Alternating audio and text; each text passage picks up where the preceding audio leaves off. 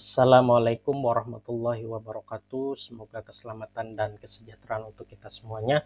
Kembali lagi kita bertemu di channel Edukasi Belajar Biologi. Belajar biologi, kenali diri, raih prestasi, wujudkan budi pekerti. Halo semuanya. Di video kali ini kita akan membahas tentang jaringan otot. Jaringan yang memungkinkan tubuh hewan dan manusia bisa bergerak, baik sadar maupun tidak sadar. Kita mulai dari pengertiannya dulu.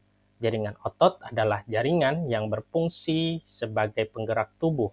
Jaringan ini tersusun atas sel-sel otot yang bisa berkontraksi, memendek, dan relaksasi, memanjang kembali, sehingga tubuh dapat bergerak. Ciri-ciri jaringan otot yaitu tersusun atas serabut-serabut otot, memiliki kemampuan berkontraksi dan relaksasi, serta mengandung protein kontraktil yaitu aktin dan miosin yang membantu dalam proses gerakan.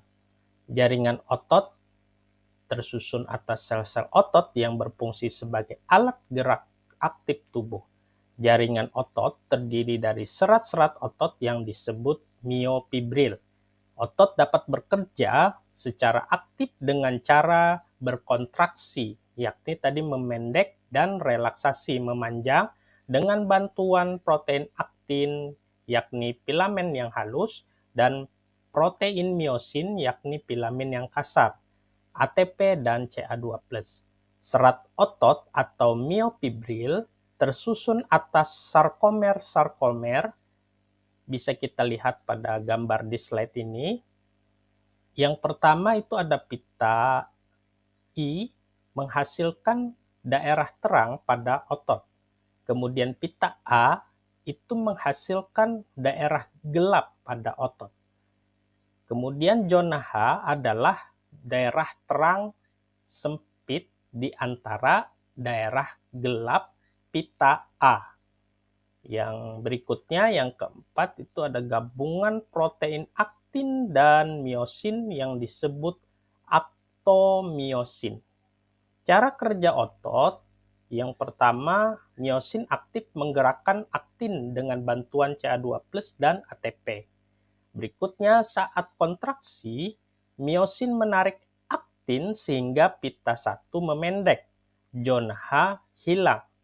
Selanjutnya, saat relaksasi, miosin melepas aktin sehingga pita I kembali memanjang, zona H kembali muncul. Jaringan otot dibagi menjadi 3 jenis. Yang pertama, otot lurik, adalah otot yang bekerja sadar, melekat di rangka berbentuk silinder panjang dengan inti di tepi, tidak bercabang, bekerjanya secara volunter tadi atau sadar, atau dipersarapi syaraf pusat dan cepat lelah. Contohnya otot yang menempel pada tulang atau daging. Berikutnya otot jantung.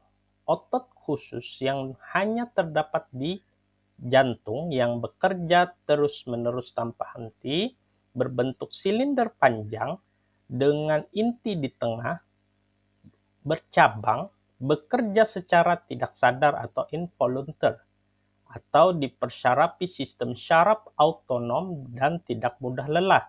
Otot jantung itu membentuk cabang yang disebut syncytium dan sekat yang disebut diskus interkalar. Contohnya otot pada jantung tentunya.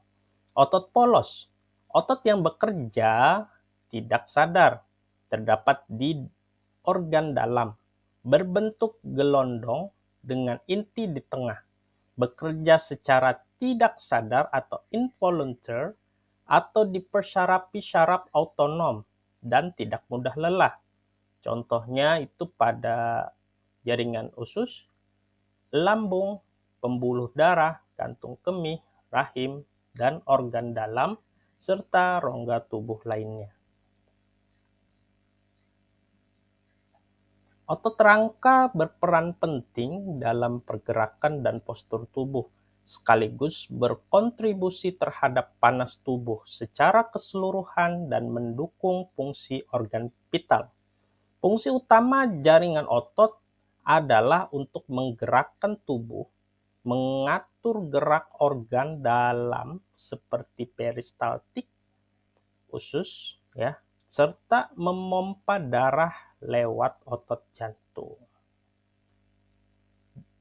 Jadi, jaringan otot punya peran penting dalam tubuh, mulai dari gerak sadar, gerak otomatis di dalam organ tubuh, hingga menjaga detak jantung.